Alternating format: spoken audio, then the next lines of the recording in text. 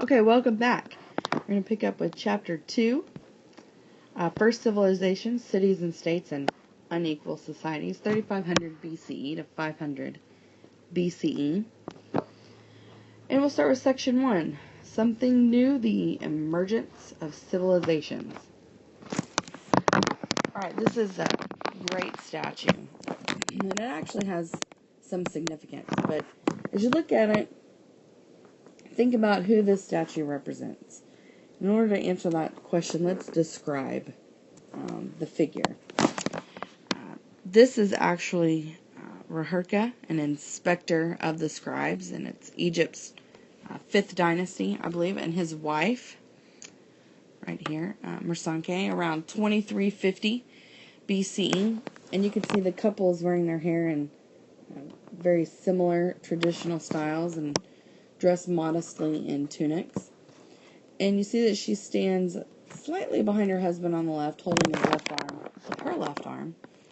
And the hair of the figures, both of them, is colored black, and the skin and clothing show remnants of ochre and yellow colors. Now, if you're not familiar with what ochre is, it's a class of natural earths that are mixed with hydrated iron and various other earthy materials. And it can range from yellow to orange and red, and they're used as pigments. And you can see the coloring, right, in this statue. Now, what made this person, Reherka, represented in this statue significant?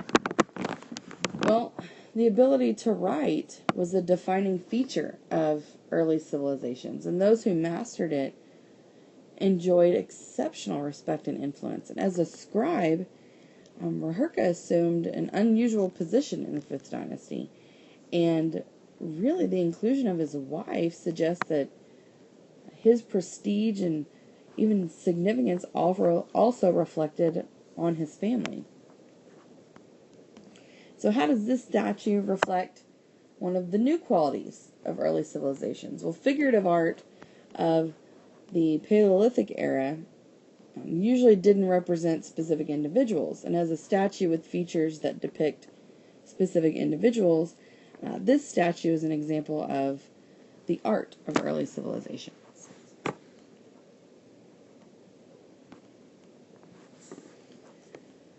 Okay, something new, the emergence of civilization. Now, the contrast between artificial life as a civilized city dweller and the spacious freedom and imagined simplicity of earlier times actually still resonates today. Civilizations are a relatively recent phenomenon in human history, believe it or not. And it's made possible by the surpluses that were produced by the agricultural revolution. And hopefully you've seen in your book the information where it talks about the timeline of human history. And the Paleolithic era is roughly about 96% of the existence of humans. And the last 4% are from the agricultural revolution, the last 10,000 years. And since the Industrial Revolution, which we're in the middle of living during that time now, is just a very small fraction of the existence of human history. Very interesting. Now, the distinctive features of civilizations are cities with monumental architecture and populations in the tens of thousands, powerful states that could compel obedience, they could wage large-scale warfare, and a greater inequality in economic function, wealth, and social status. So this is where we see the development of inequality amongst the classes. And like I said, it was a global phenomenon, and there are 7 major civilizations and some smaller manifestations that were kind of scattered around the world that developed roughly after 3500 BCE.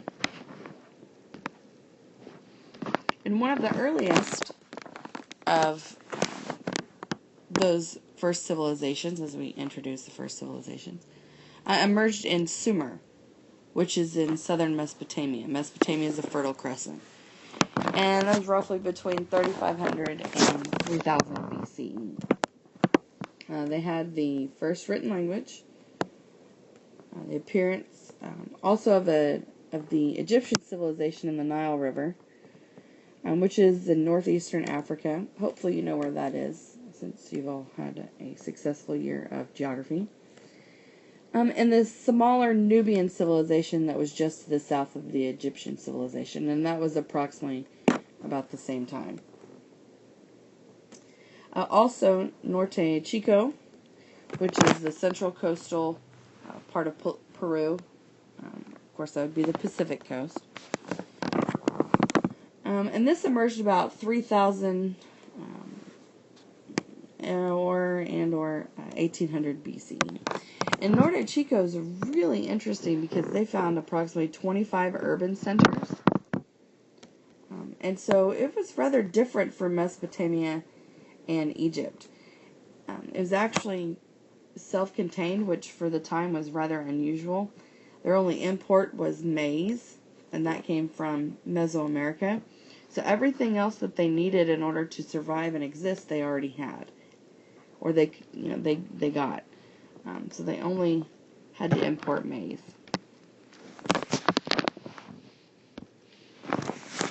Now, in the Indus Valley civilization in the Indus River Valley in India and the Saraswati River valleys, which is present-day Pakistan, arose approximately 3,000 and 2,000 BCE.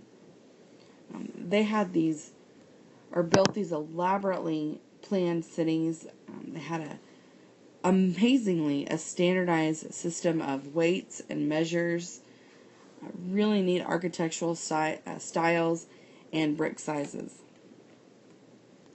And what we mean by planned cities are the cities in Sumer and, well, in Mesopotamia really, and Egypt were kind of just, I mean, there was no organization to these cities at all.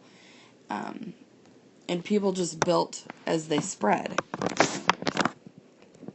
And so they're kind of, the layout, it's very unorganized. But with the Indus River Valley, they actually built cities on a grid system. Right? Grid system. And so they were very well organized, very well planned. And that's obviously very different from the other first civilizations. Now, believe it or not, they actually have a written script that remains undeciphered. The language has thus far has been impossible to decipher. So, very, very interesting, very complex language. But unlike the other civilizations, they generated no palaces. That should say palaces, not places. They generated no palaces, temples, elaborate graves, kings, no warrior classes, and that was different from the other first civilizations. And scholars actually remain uncertain as to how their whole society was organized. So, there are some theories, like small republics, or maybe these different centers were ruled by priests. But, and it's possible this was an early form of the caste system, which we'll get into detail about later. But they haven't been able to really understand how the society was organized. Now, environmental degradation led to the collapse of the civilization by about 1700 BCE. But believe it or not, several aspects of the culture have survived and actually helped shape and influence later Indian societies.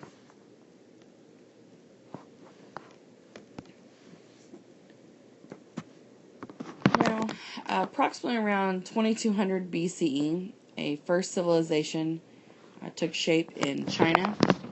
And from the start, China has really been defined by the ideal of a centralized state where the central authority has basically supreme power.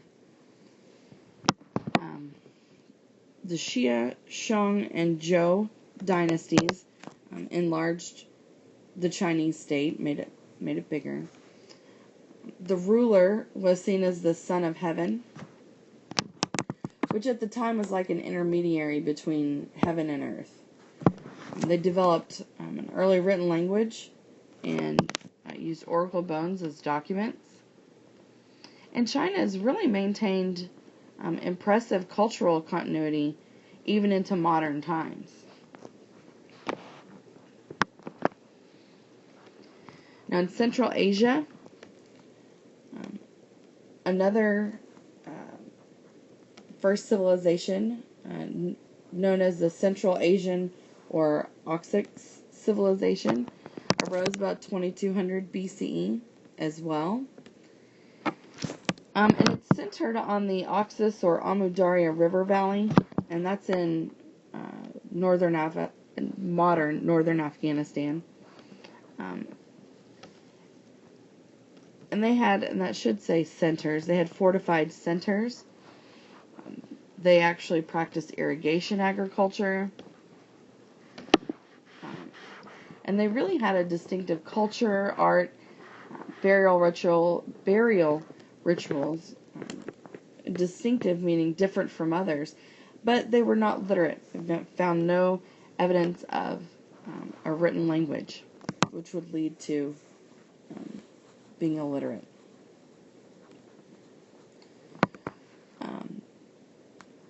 They actually had an aristocratic hierarchy, which means there's a nobility that the rulers were passed down within the families of this ruling class, I should say. And this civilization was really the focal point of a rather wide, Eurasian-wide exchange system. And part of that was because of their location. By 1700, it had faded as a civilization, but their influence really persisted on the cultures of Iran, India, and even into the Eastern Mediterranean.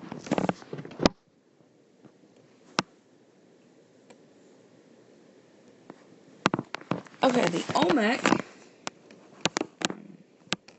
produced a first civilization, but this was rather later, and that was about 1200 BCE, located on the coast of the Gulf of Mexico near present-day Veracruz. They had cities that arose from competing chiefdoms, and they produced elaborate ceremonial centers. It's evidence that their religious beliefs were a large part of their daily lives, their daily activities. They created the first written language in the Americas, and that was roughly about 900 BCE. And this culture, even its religious beliefs, later influenced the civilizations in Mesoamerica like the Maya. There I am. The Maya and Teotihuacan. That one's fun to say. And it's actually pronounced phonetically, really, based on how it's spelled. Teotihuacan. There are some other smaller civilizations that also flourished. Remember, we've already mentioned the Nubian civilization that was south of Egypt. And they were distinctive from the others, especially that were not in the same location, and they were independent. The city of Sanshuingdui, I think I said that right, in China also arose separately from the Shang dynasty. And this is a great map that shows you where some of these first civilizations are located. For example, here, right, the Andes Mountain off the coast of Peru, that's Norte Chico. Here in Mesoamerica, as you can see right here, is the Olmec civilization. We have the Nile River Valley civilizations, the Egyptians and the Nubians, right? You can see Nubia down here. What's really neat, and hopefully you understand what the difference between Upper Egypt and Lower Egypt. Pretty sure you guys learned that the Nile River flows north, and so this being the end of the river flowing into the Mediterranean Sea, because rivers always flow to a larger body of water and dump water into that larger body of water. That's why this is Lower Egypt, even though it's north of Upper Egypt, right? Because that's further up the river. Here, you have the Indus River Valley civilizations. And you can see a couple of the cities here, Harappa and Mohenjo-Daro. This is, right here, that's the Oxus civilization. That's sorted, I don't know if you could see it, but it's along the Amu Darya River, right there. Right here, this is one of the early civilization, or early dynasties and first civilizations in China, the Shang dynasty. And of course, right here, that is Mesoamerica, right? You can see Sumer right there. Maybe some of you have heard of the ancient city of Babylon or but those are some of the ancient cities in these civilizations. So hopefully you understand the difference between, I know you know what a city is, and I know you know what a civilization is, but sometimes students mix the two, and you just have to remember, civilizations consists of more than one city. Okay? Okay, the question of origins. Now, first civilizations have their roots in the agricultural revolution. And these civilizations tended to develop from earlier competing chiefdoms that had already had some social rank and economic specialization. And the process, as they developed from these competing chiefdoms into civilization, this process was gradual, evolutionary. It didn't happen overnight. Didn't even happen in a generation or two. It took a very long time for these civilizations to develop. Now, why did some chiefdoms develop into civilizations and others did not? Well, there are a few arguments, and they're all pretty legit reasons. The need to organize large-scale irrigation projects, right, to feed all of those people. Archaeologists have found that these projects appeared long after civilizations began. Another argument, the needs of elite groups, warfare, and even trade all played significant roles as well. And anthropologist Robert Carneiro, his argument I find very interesting. He says that the population density created competition, especially with the limited agricultural land. And that might have been why some chiefdoms developed into civilizations and others did not. And you think about it, it makes sense, right? And the creation of the first civilizations was quick for, based on world history standards. Because like I mentioned earlier, this is only like 4% of the existence of human history. So, for that development of civilizations over, a few hundred years, that's actually pretty fast.